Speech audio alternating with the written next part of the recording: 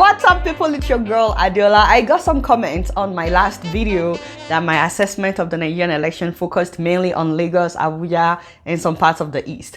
I apologize. I could have done better in featuring polling units where it was more peaceful. I did on my Instagram page, but I should have done that on my YouTube page as well. However, it doesn't cancel out what happened in places where it didn't go well, because there were more than enough evidence of rigging, which I thought would upset every well-meaning Nigerian, regardless of whoever you support, unless you're saying that those places are not part of Nigeria. Like, I know a lot of Tinubu supporters who say, you know, Adeola, I'm happy that we won the election, but to be honest, there was some rigging in the process, and I respect people like that. You know, they are being honest. So me, I don't have any agenda. I just want Nigeria to be better.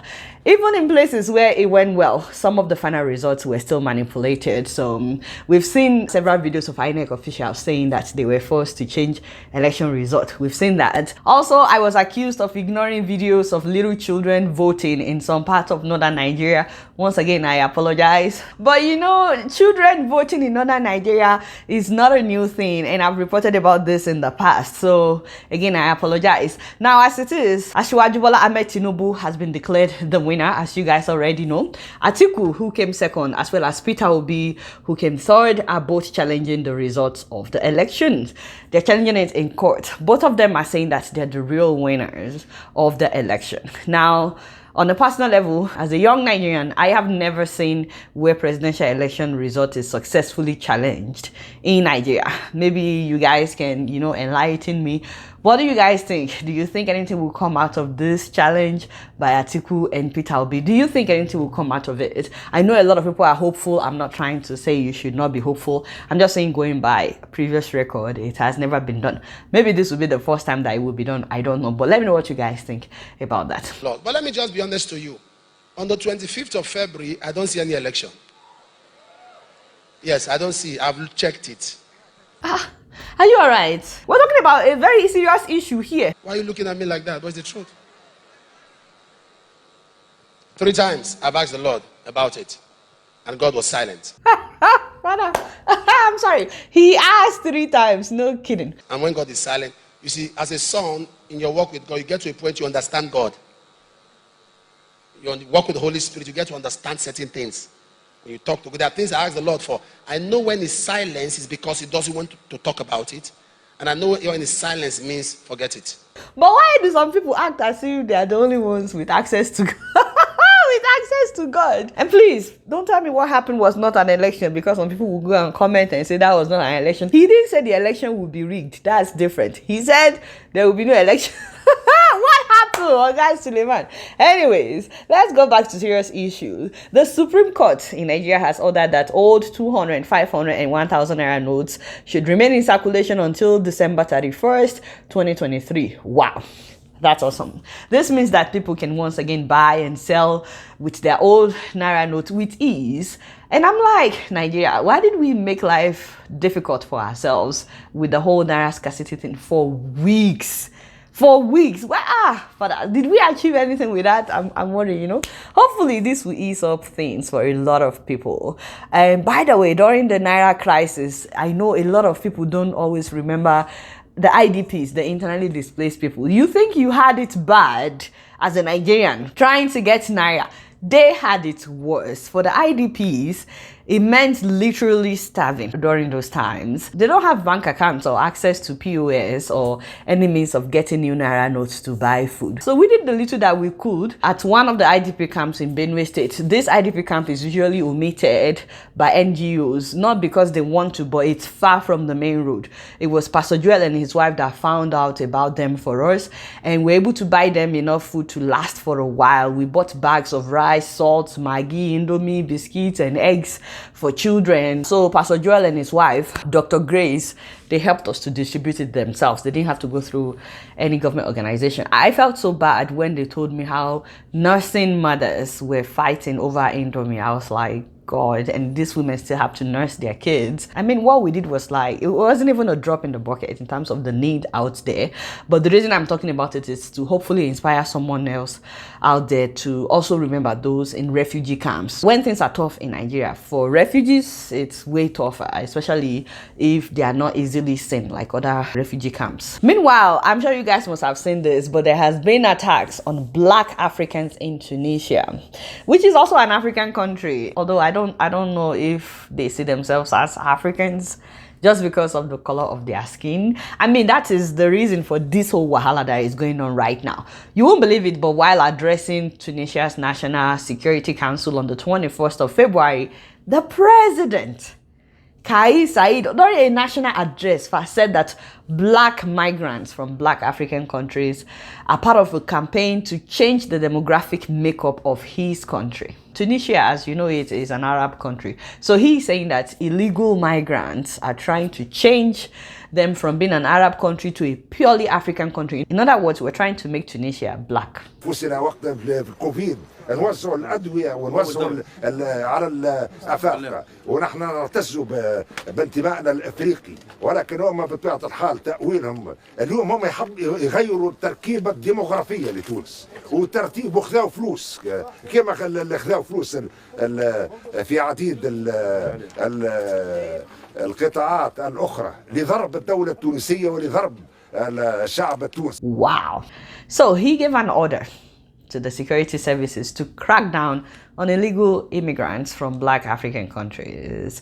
The problem is, the only thing that people see is the color of your skin. That is the first thing they see. They see that this person is black. Nobody writes it on top of their head, whether they have their residency, their work permit, or their papers, or whether they don't. And even if they don't have it, is not an excuse for them to be harassed. That's not what I'm saying. But as far as people are concerned, the first thing they see is the color of the skin. And so because of that, violence broke out against Black Africans in Tunisia, whether you have your papers or not. You suddenly became a target. The situation is very difficult in Tunisia. We live in hell. We do not go out. People who have papers are afraid to go out. Those without papers are afraid as well. When we go out, they catch us and put us in jail. You know, people talk about repatriation. Normally they send you to the airport, but they have prepared a special prison for sub-Saharan Africans. When they catch you, they send you there. Wow. So people who share the president's view, people who are racist in Tunisia, they started attacking Black Africans. They were literally going into their homes to attack them. I'm afraid to speak. They will attack me if they see me complaining. 2 days ago, around 20 people came and attacked me in my shop with stones and sticks and damaged everything in the shop. There was no reason for that. It was just a racist act. I was attacked in the street by 4 young people. They pushed me and beat me. I called for help. Nobody came to save me. We really suffer here. Our children cannot go to school. We were kicked out of the house. We live on the streets. And the streets were still attacked. So this morning we came here to the embassy, trying to see if they can help us to return home. He is not the only one. Since the speech, social media has been filled with accounts of similar stories by darker-skinned people in Tunisia, including migrants, African students, and Black Tunisians. Even Black students became targets. You know, the good thing is not all the people of Tunisia are racist, and I'm so happy to see that so many of them came out to protest in support of the immigrants. And last week, hundreds of people took to the streets in capital Tunis to protest against racism. Tunisia's Social Rights Forum, a group that works with migrants, said it had documented hundreds of arbitrary arrests, evictions and violent assaults, including with knives, that police had been slow to respond to. Once again, thanks to those who stood by Black Africans. The sad thing is, there are dark-skinned Tunisians, and they are also facing discrimination in their country. I'm glad that African countries are airlifting their citizens out of Tunisia. The evacuees, who included women and children, were flown back home on a government jet on Wednesday night. They were greeted at the airport by Mamadi Doumbouya, Guinea's military ruler. Countries have scrambled to remove their citizens from Tunisia after racist remarks by President Kais Saied targeted migrants from sub-Saharan Africa. Ivory Coast is repatriating its citizens. Guinea is doing the same. My question is, when will Nigerian government do likewise? In case you're watching, please do not forget them. You know, I saw this video of a Tunisian man talking about how his grandfather used to buy and sell black Africans as slaves. واخلاقهم تصلح بهم في افريقيا ما تصلحش بهم في تونس. كيفاش اخلاقهم؟ اخلاقهم مش اخلاقنا نتاع المغرب، اخلاقهم خاصه بهم هم. نعرف منهم شكون؟ نعرف منهم شكون. تاني جدي كان يجيب فيهم يبيع فيهم ويشري وقال لي نعرف شكون. Wow. You know, the heartbreaking thing for me is that while people discriminate against us based on the color of our skin, we ourselves, we're not united. We hate ourselves based on mundane things like religion, even though these religions were imported, ethnicity, and politics. I think this kind of event is supposed to, first of all, unite us as Black Africans and challenge us to build our own countries. I know that people will always travel, especially to study, you know, and looking for greener pasture, but at least they won't be desperate to leave their own countries if the country is working well. Let me know what you guys think about this story. It is heartbreaking. Meanwhile, on a positive side, I am excited to tell you guys that a Cameroonian man has developed an equivalent of Netflix with endless movies for a fraction of the price, and you can watch it on your cell phone, Android. I'm sorry that it's not on Apple phone yet. You can watch it on your smart TV. Ladies and gentlemen, introducing Oye, a variety mix of TV shows and movies from almost every platform that you may not have access to, like Disney, Apple TV, Netflix, and so on and so forth.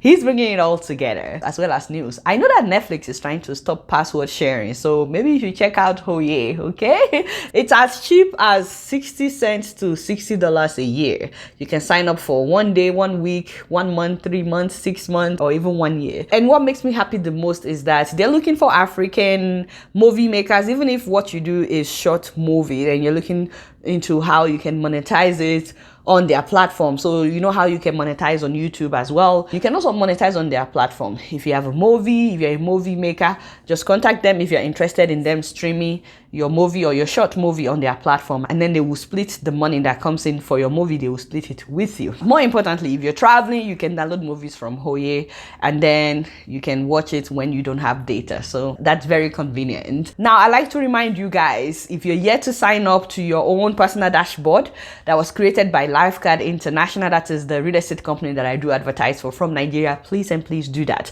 so that you not only see the land that you've bought, but you'll be able to see all the new estates that they've launched, because they've launched so many estates now that some of you may be having trouble keeping up. The best part is they just launched a new estate, and I think the first 30 people are getting this discounted price. This new estate is called Blissful Garden. It's also located in the heart of Oshoroko at Lekki Free Trade Zone in Ibejuleki. They have 300, 500, 600, and 1,000 square meters. So what you're seeing on the screen is the regular price. You can pause it if you need to look at it. But as usual, if you tell them that you're coming from Adeola, you will get discounted price, which is what you're seeing now on the screen. Please pay attention, because the discounted price has to do with how quickly you make your payments. Also, it only applies to the price of the land. If you're yet to, please leave the thumbs up button. Thank you so much for watching, guys. I really appreciate you. All right, y'all, it's been real, and I'm keeping it right up in here. Don't forget to follow me on Facebook, Twitter, and Instagram. And if you're yet to subscribe to my channel, I'm watching you on Plasma TV. Press the subscribe button and the bell button. Until next time, I'm gonna see you all later.